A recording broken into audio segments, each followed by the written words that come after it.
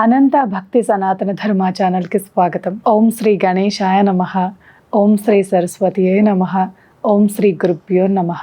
అఘోరాలు కుంభమేళ, అర్ధ కుంభమేళాలకు ప్రత్యేక ఆకర్షణగా నిలిచే వీరి గురించి మీలో ఎంతమందికి తెలుసు? అఘోరాల గురించి పక్కన పెడితే అసలు అఘోరీలు ఉంటారా? ఉంటే వారు ఎలా ఉంటారు? మన తెలుగు రాష్ట్రాల్లో కనిపిస్తున్న అఘోరీ మాతలాగే ఉంటారా?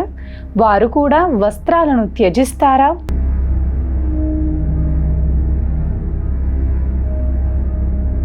దిగంబరులై ఉంటారా? అసలు ఈ అఘోరాలు ఎవరు? ఎక్కడ ఉంటారు? వీరు ఎలా ఏర్పడ్డారు? పూర్తి వివరాలను ఈ వీడియోలో చెప్పే ప్రయత్నం చేస్తాను. ఎక్కడా స్కిప్ చేయకుండా చూడండి. ఆది శంకరాచార్యుల కాలంలో దేశంలో బౌద్ధం బాగా ప్రాచుర్యంలో ఉండగా అరబ్లు, పార్షీలు దేశంలోకి ప్రవేశించి హిందూ దేవాలయాలను ధ్వంసం చేసి సాధువులను చంపుతుండేవారు. వారిని కట్టడి చేయటానికి అప్పటి రాజులు ఎంత ప్రయత్నించినా అది కుదిరేది కాదు. దీంతో హిందూ ధర్మాన్ని రక్షించాల్సిన అవసరం ఉందని గుర్తించిన ఆది శంకరాచార్యులు ఓ వర్గాన్ని తయారు చేశారు. ఆ వర్గమే నేటి అఘోరాలు. వీరిని నాగసాధువులు అంటుంటారు. హిందూ ధర్మం నిలబడే పరిస్థితులు లేని ఆ సమయంలో దాన్ని నిలబెట్టాల్సిన ధర్మం నాగసాధువులకు అప్పగించారు. హిందూ ధర్మాన్ని రక్షించటం పరమావధిగా వీరు జీవిస్తుండగా ఎప్పుడూ శివనామస్మరణ చేస్తుంటారు. మంత్రాలతో పాటు అస్త్రశస్త్రాలను కూడా ఎలా ప్రయోగించాలో నేర్చుకుంటారు. నాడు హిందూ దేవాలయాల మీద జరిగే దాడిని వీరు క్రమక్రమంగా అడ్డుకుంటూ వచ్చారు. ఒకానొక సమయంలో అరబ్బుల దాడుల నుండి తమను కాపాడమని నాటి రాజులు నాగ సాధువులను వేడుకునేవారు. అంటే వీరి బలం ఏంటో అర్థమవుతుంది. కేవలం వందల సంఖ్యలో ఉన్న నాగసాధువుల బృందం వేల సంఖ్యలోని బలశాల అరబ్బుల సైన్యాన్ని ఊతకోత కోసేవారట. వారు అలా చేస్తుంటే రుద్రులు రక్తంతో విలయతాండవం ఆడినట్లు ఉండేదని నాటి పండితులు చెప్పేవారు. నాగసాధువులు హిమాలయాల్లో ఉంటూ నిత్యం ధ్యానంలో ఉంటారు. వీరు ఒంటి మీద నూలు పోగు లేకుండా విభూది రాసుకుని జీవిస్తుంటారు. కాలం ఏదైనా ఎలాంటి పరిస్థితుల్లో ఉన్నా వీరు బట్టలు వేసుకోరు. సబ్బు వాడటం, నూనె వాడటం లాంటివి వీరి జాబితాలోనే లేవు. రోజులో ఒకసారి మాత్రమే తింటారు. అయితే పురుషులలాగే స్త్రీలు కూడా అఘోరాలుగా మారతారు. అందుకోసం వాళ్ళు కొన్ని కఠినమైన పరీక్షలు ఎదుర్కోవాల్సి ఉంటుంది. అయితే మహిళా సాధువులు కొన్ని విషయాలలో పురుష నాగ సాధువుల కంటే భిన్నంగా ఉంటారు. మరి వారెలా ఉంటారు? ఏ విధంగా పూజ చేస్తారు? వారికున్న నియమ నిబంధనలేంటో ఇప్పుడు చూద్దాం. పురుష అఘోరాల మాదిరిగానే స్త్రీలు కూడా శ్మశానంలో నిద్రించి దాంతోపాటు శవాలని భక్షిస్తూ ఉంటారు. కొంతమంది అడవుల్లో జీవిస్తుంటారు. మహిళలు అఘోరాలుగా మారటం అంత సులువైన పని కాదు. కనీసం 6 ఏళ్ల పాటు బ్రహ్మచర్యం పాటించి ఉండాలి. అంటే 6 ఏళ్ల పాటు కటిక బ్రహ్మచర్యం అంటే పురుష వాసన తగలకుండా శృంగారం వంటి వ్యామోహాలకు దూరంగా ఉండాలి.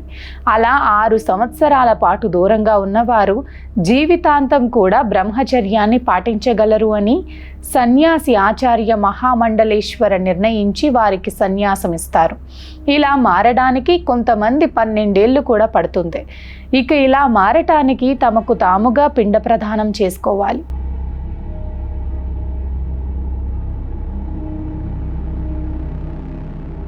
తమ రక్త సంబంధీకులను వదిలేసుకోవాలి.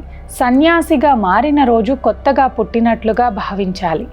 నాగ సన్యాసిగా మారినప్పుడు మహిళలు మొదటిగా జుట్టును పూర్తిగా తీసేయాలి. అంటే గుండు చేయించుకోవాలి.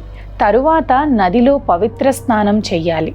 ఆమె సాధారణ స్త్రీ నుండి నాగ సన్యాసిగా మారే ప్రక్రియ ఇది. నాగ సాధ్విగా మారిన తరువాత మహిళలు తమ అలవాట్లను పూర్తిగా మార్చుకోవాలి. పురుషులతో సమానంగా మహిళలు కూడా శివ పూజల్లో పాల్గొనాల్సి ఉంటుంది.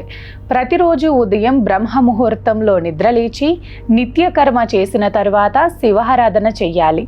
ఇలా మధ్యాహ్నం వరకు గడిపి మధ్యాహ్న సమయంలో భోజనం చేస్తారు. తరువాత మళ్ళీ ఈశ్వర నామ జపం చేస్తూ భజనలు చేస్తూ దైవ పూజలు నిర్వహిస్తారు. సాయంత్రం సమయంలో దత్తాత్రేయ పూజలో అంతా పాల్గొంటారు. మహిళా నాగ సాధువులు దత్తాత్రేయ తల్లి అయిన సతీ అనసూయ దేవిని ఎక్కువగా పూజిస్తారు. పూజల సమయంలో ఎలాంటి కోరికలు కోరుకోరు. ఎందుకంటే వారు సర్వసంగ పరిత్యాగులు కదా. కేవలం ఈ జన్మకు మోక్షం కలిగించాలని మాత్రమే దైవాన్ని అఘోరాలు వేడుకుంటారు. మహిళ అఘోరాలు చనిపోయిన సమయంలో వారి మృతదేహాలను కుటుంబీకులకు అప్పగించరు.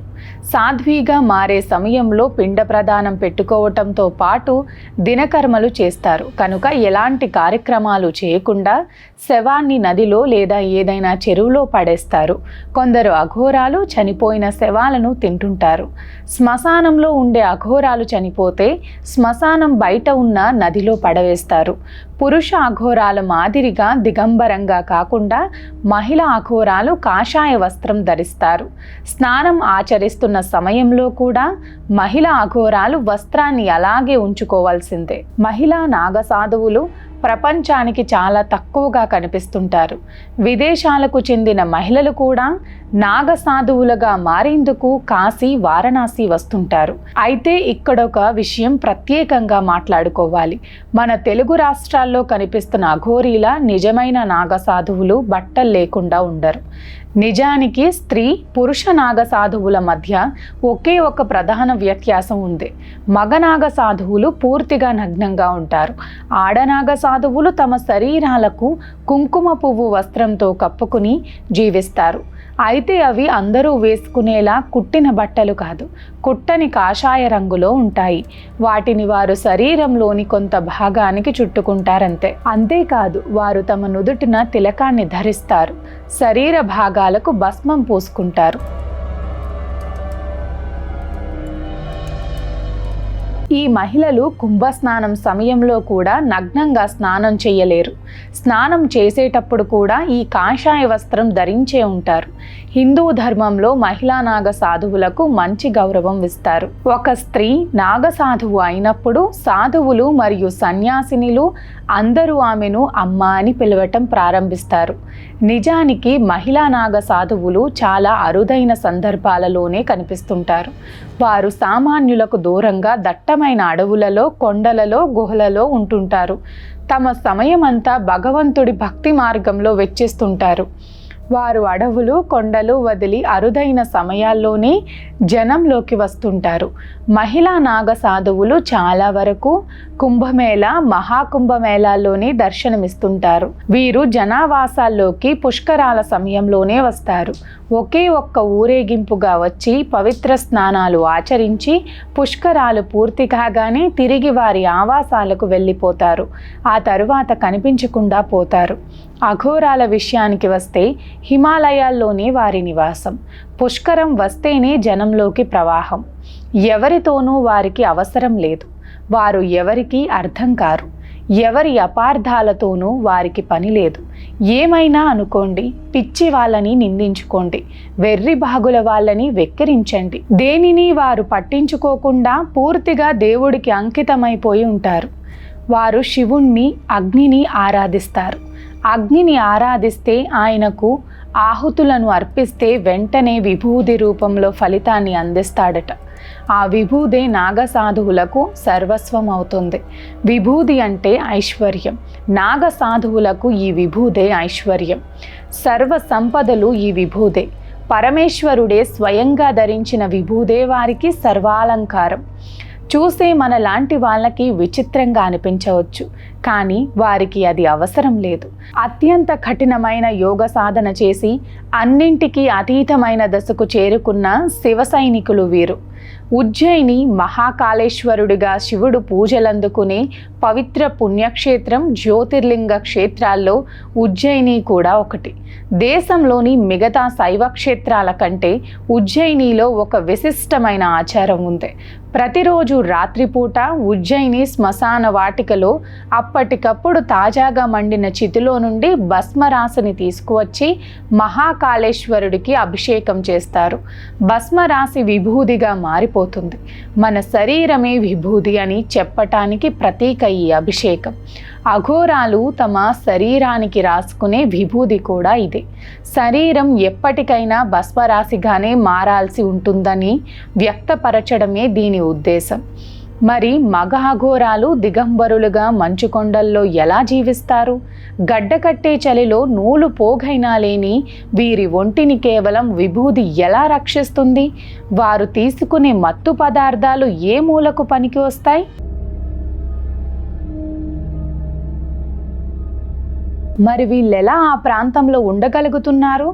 నిజానికి అదంతా సులభమైన పనేమీ కాదు. 6 సంవత్సరాల పాటు కఠినమైన బ్రహ్మచర్యాన్ని అవలంబించే సమయంలో మొదటిగా అన్ని రుచులను వదిలేస్తారు, అన్ని వాసనలకు దూరంగా ఉంటారు, అన్ని సుఖాలను త్యాగం చేస్తారు, అన్ని మోహాలను వదిలిపెడతారు, చివరికి వస్త్రాల్ని వదిలేస్తారు. ఇలా ప్రతి విషయంపై ఏకాగ్రత పెడతారు. ఇవన్నీ చేయటం అంత సులువేమీ కాదు. అందుకే వారికి 6 నుండి 12 సంవత్సరాల సమయం పడుతుందంట. ఆ తరువాత 5 గురువుల దగ్గర తమను తాము అన్నింటికీ అతీతంగా ఉండగలుగుతున్నట్లు నిరూపించుకుంటారు. ఈ 6 సంవత్సరాల బ్రహ్మచర్యంలో సాధువులు కౌపీనం అంటే లంగోటి ధరించి ఉంటారు. ఒక్కో దానిపై మోహం తీరిపోయాక చివరిగా ఆ కౌపీనాన్ని సైతం విడిచిపెడతారు. బయట శరీరం కంటే లోపల ఆత్మ అన్నది ఒకటి ఉందని వీరు గాఢంగా నమ్ముతారు. ఆ ఆత్మే ప్రధానంగా జీవిస్తారు. మిగతా శరీరంతో వారికి పని లేదు కాబట్టి దాని గురించి పట్టించుకోరు. అందుకే వారు అంతటి మంచు కొండల్లో కూడా బట్టలు లేకుండా జీవించగలుగుతున్నారు. అఘోరాలకైనా అఘోరీ మాతలకైనా ఆ పరమశివుడే దైవం. ఆయన నామమే వారికి ఆహారం, ఆయనే సర్వస్వం.